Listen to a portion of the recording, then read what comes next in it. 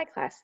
In the DQ this week, we're talking about when we design a lesson that utilizes technology as part of your learning process, what considerations are you going to have to make when it comes to our students' content and outcomes? There's a lot of considerations teachers have to make, so I thought I'd share a little quick mini explanation of this DQ and some of the things you think through to help you as you are thinking about your response.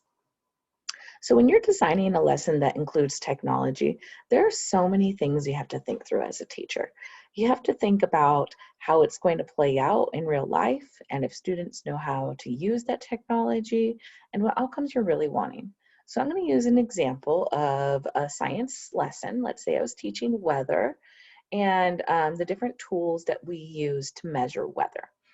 And as part of my lesson, let's say I would like students to create a slideshow where they introduce me to all these tools that they can use to measure weather, and they work collaboratively on the slideshow.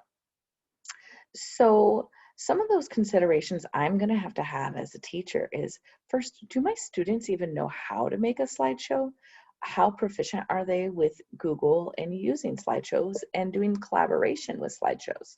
So when it comes to the students, I really have to think about, am I going to need to spend some time teaching them just the basics of slideshows, teaching them how to add a text box, how to change the fonts or the themes, how to add a picture or add a link.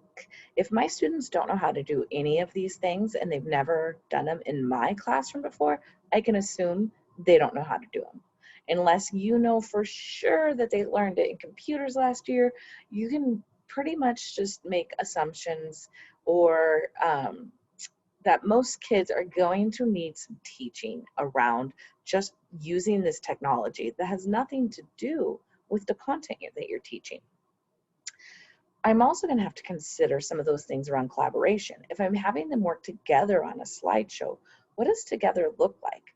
As teachers, there's so many things we teach aside from our content, and working together is one of them. Sometimes when you work in groups, one student will take charge and then the other kids sit back and do nothing. And so you have to teach kids, how does working together look? It might be by assigning roles to students. One person will be adding in the images while the other person is adding in the text. Or it could be each of you are taking a different tool to work on a different slide. So you have to think about not only how they use the technology, but if you're asking them to do something like collaboration, you're going to need to make roles and responsibilities and help them understand what collaboration looks like in your classroom. Next is the content. Now, when we're thinking about our content, we have to think about, how is this technology going to be used with our content? So I'm teaching about science and the different tools they use to measure weather, and students are using this technology to share what they know and what they've learned with me. And so for them to be learning and sharing what they know, they're going to have to be finding websites that share about, weather and different tools, or like the Weather Channel where they're looking at satellite maps or things like that. So you're going to want to think about those links that you want to share with kids that they can go to that are student-friendly links.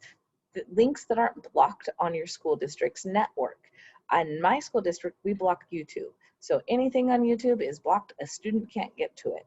So I would definitely have to take that into consideration when I'm giving them websites that they can go to be able to find these. There's also some really great search engines that are meant just for kids. I can't remember it right now, but I'll put it in the response where I add my video, where it just takes kids to student-friendly websites rather than Google, where you're getting a search that's targeted for everybody. There are some search engines you can use where it targets just student-friendly type websites, where the language is more at a student-friendly level. Finally, you have to think about your outcomes when it comes to technology. Now, technology outcomes, like what is your goal in using this technology? In my example, my goal is that students are showing me understanding. So I'm using this as a form of assessment to see if they understand the different tools that we use to measure weather. And so I'm hoping that students are going to be making me a slideshow. Well, when considering my outcomes, I had to tell them exactly what I want. I want one title slide. I want 3 different tools that we use to measure weather. On each of those slides, you need to include a visual, a link, an example, an explanation. And so you have to be very explicit in the outcomes that you want, because students, if you just tell them, make a slideshow and teach me the tools for weather, you're going to get a product all over the place. You might have some students who just give you links. You might have students who just type you things. You might have some students who might, give an explanation of just one tool when you're looking for 3.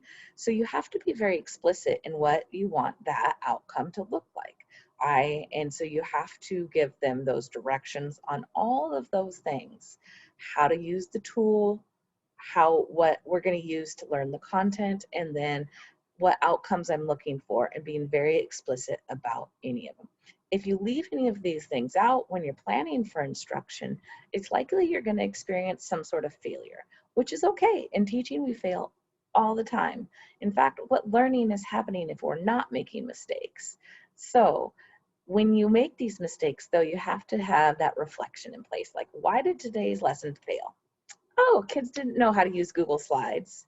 And so they didn't know how to add a text box. They didn't know how to link. And in reflection, this is something I have to think through. And these are the things that teachers go through as they're learning to become great teachers. But I hope today's video helps you as you think about how you can use technology in enhancing the learning process, but all of those things that you have to think through when planning for it. Have a great week, and I look forward to reading your responses.